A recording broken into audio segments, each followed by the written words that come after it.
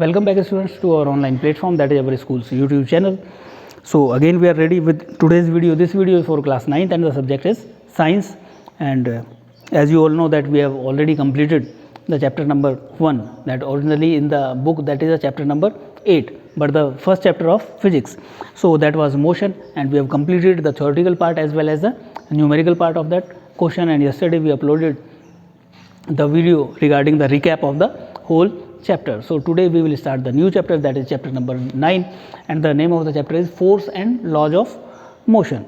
So these are the means, the first term, that is force. Force is very common in our daily life. Many of the students are saying don't apply too much force, or you are complaining to your teacher that this one is applying force on me so that I am getting down. So what is the means, what we can say, the scientific definition of force.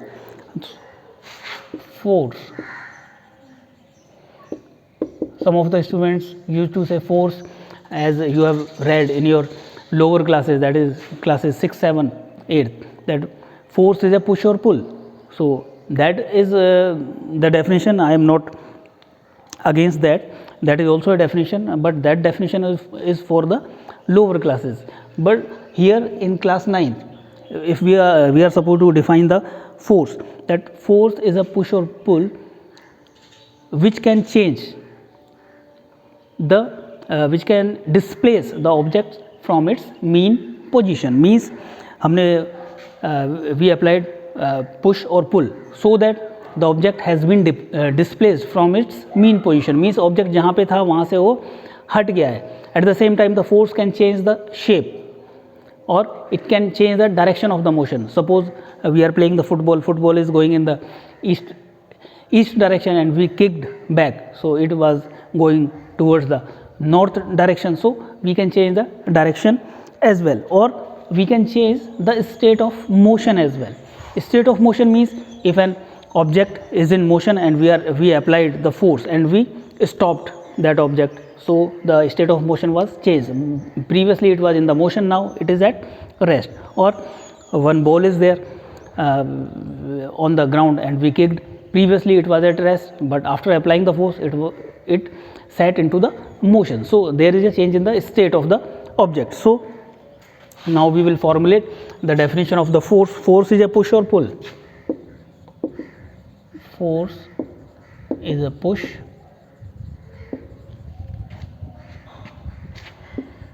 or pull which can change what? Many things can be there. First is the shape of the object. Second one, the direction of the motion.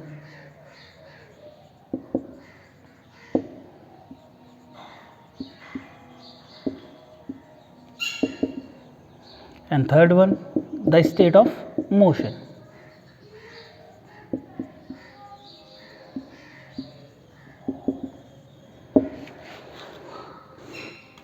So that will be the proper definition. Force is a push or pull which can change either the shape of the object, or the direction of the motion, or the state of the motion. Shape means if we press a rubber ball or if a football by our two hands, so we can change the shape from the spherical shape, it will become the elliptical.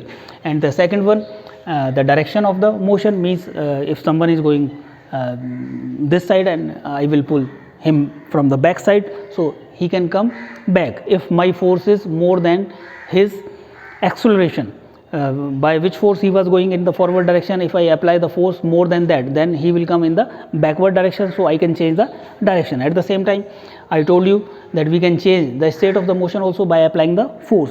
We can set any object into motion which was previously at rest, or we can bring any object at rest previously which was in the motion. The example is there, when we apply the brake is a force.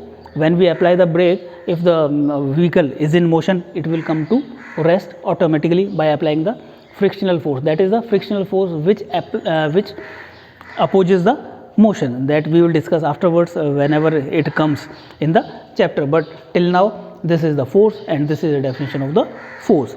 Now if in the exam you will find that define force, you are supposed to write this. At the same time you are supposed to tell the SI units, SI unit of force. SI unit means standard international. Standard international means there are many units of force, but the unit which is accepted all over the world, that is the SI unit, and that SI unit of force is Newton. Means it can be denoted by capital N. So if the question is define force, so you are supposed to supply the definition as well as the SI unit of the force afterwards. Forces can be of many types. So one type we can segregate, that is the balanced force and unbalanced force. Balanced and unbalanced force. So if any object is there, two cases are there, first case and second case. One force is being applied on this side, that is of magnitude 8 Newton, and one force is being applied on this direction, that is of 6 Newton. Suppose here 8 Newton and 8 Newton, upside 8 Newton, downside again 8 Newton. If more than one forces are applied on a single object, here 8 Newton force is towards this direction and 6 Newton force is there in the opposite direction, but these are not same in the magnitude or either same in the direction. These are not same in the direction as well as in the magnitude. This one is the greater one and the direction will be this, so the object will move this side. In this case the four forces are there, one vertically upward, one vertically downward, one vertically on the right hand side, one on the right hand side and one on the left hand side. So they will cancel out each other. Why? Because their magnitude is same, 8 Newton, 8 Newton, upward 8 Newton, downward 8 Newton. So the object will not move. So how to formulate the definition of balanced force and unbalanced force?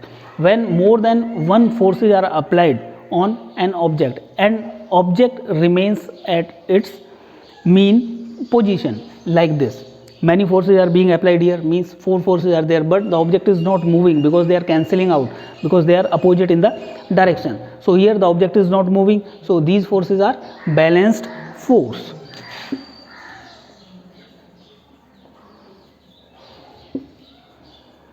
Balanced forces means displacement is 0.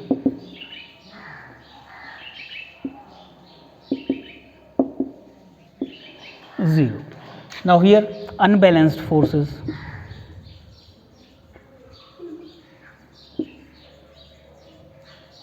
Displacement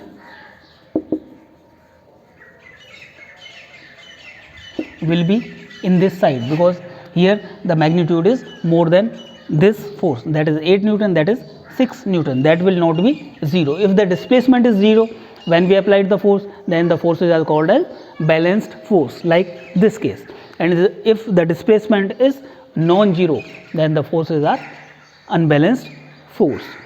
At the same time we are supposed to discuss two more terms, that is inertia and mass.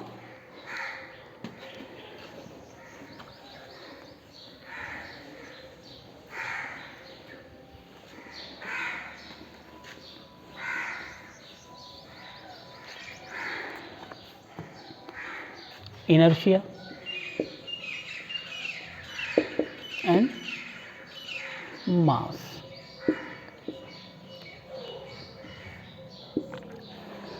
Mass means the amount of matter contained in an object or amount of inertia. Mass means the amount of matter contained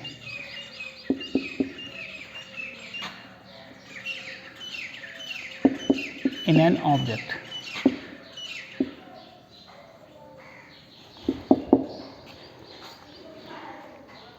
amount of matter contained in an object.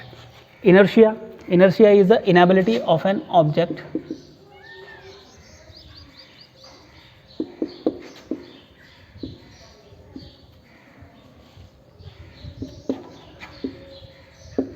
to change its position by its own. Inability of an object to change its position by its own means an object cannot change its position by itself. Or second thing, we can say that the property of an object which resists its motion, is also known as inertia. So there can be two definitions of inertia as well as two definitions of mass. So inertia is the inability of an object to change its position by its own. As I kept one book here and it will remain here until or unless someone is picking it up, or something is someone is means disturbing its position, means pushing this side or pulling this side, it will stay here only. So that is due to inertia. And mass is the amount of matter contained in an object. So the SI unit of mass is kilogram. That will be kilograms. So at the same time, if an object is having the larger mass, the inertia will be more, because if the mass is more, the matter contained is more, means it will resist any change in its motion. So that's why in its state, if it is at rest, so it wants to be at rest only. So we will discuss that broadly in the first law of motion.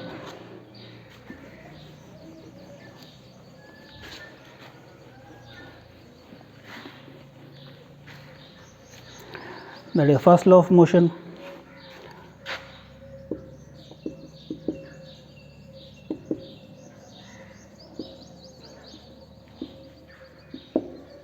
That is also known as the law of inertia.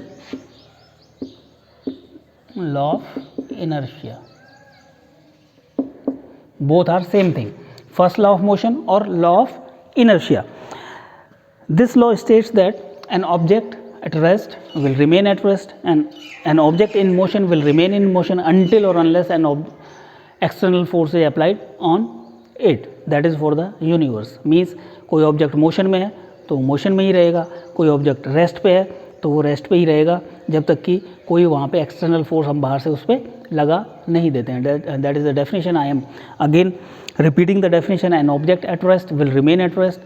An object in motion will remain in motion until or unless an external force is applied on it. At the same time, when I am telling you this law, the first law of motion, the question is coming into your mind that whenever in the cricket someone is hitting the ball and it is going towards the boundary, after some time it stops by itself. Why it is so? According to a law of inertia or first law of motion, one time it is being hit, then it should stay hit. But at the same time, I already added the few words in that. Until or unless an external force is applied on it. When the ball is rolling on the ground, then it is experiencing the force that is due to gravity, force due to gravity, which is vertically downwards. That is stopping that ball from the motion. So that is the explanation for that. Again we are coming back to the first law of motion. That is, again I am repeating that an object in motion will remain in motion, an object at rest will remain at rest until or unless an external force is applied on it. This law is very useful in some of the practical problems. So that we will discuss tomorrow. Some of the questions are there. I will tell you right now the questions that whenever we are sitting in a bus and the bus suddenly starts, we are supposed to fall in the backward direction, or we are sitting in a moving bus and suddenly the brakes are applied, we are supposed to fall in the forward direction. Or whenever we are having the heavy blankets in our houses and we are supposed to clean that, we are supposed to dust that out. So we are supposed to use the stick to beat them, and the dust particles used to come outside. Why? The many problems are there, such kind of problems are there. So the answer is only the first law of motion. How the answer is there, we are supposed to discuss tomorrow. For that, you are supposed to go through what we have discussed again and again. Tomorrow we will discuss such type of questions. At the same time, we will discuss the second law of motion and third law of motion, and the many terms which are given in this chapter. So you are supposed to watch this video carefully, and if you are having any doubt, then you are supposed to repeat the video 2 times or 3 times. And still, if any kind of doubt persists in your mind, then you can do one thing, then either you can message us or you can even call us. We will try to rectify your doubts by any of the means. If the doubt is the minute one, so we can rectify that on the phone call only, or if it is the cannot be rectified on phone call, then we will prepare a new video so that you can your doubts can be cleared and you can easily proceed the chapter. But the main thing is that you are supposed to study, you are supposed to watch the video, you are supposed to make the notes of that. We are not asking that you are supposed to start writing in your fair notebook, but you are supposed to prepare your notes in the rough notebook. Whenever the school supposed to reopens, at that time we will start, and at that time we will not have the sufficient time. So we will ask you that what we have done in the online classes, you are supposed to copy in your fair notebook. From where you will copy? So right now you are supposed to prepare the notes. Whenever you are supposed to come to the school, at the time you can copy that notes from your rough notebook to the fair notebook. That will be much more convenient for you. So keep watching the videos, and you are supposed to prepare the notes, and tomorrow we will discuss the remaining term of this chapter. Thank you very much.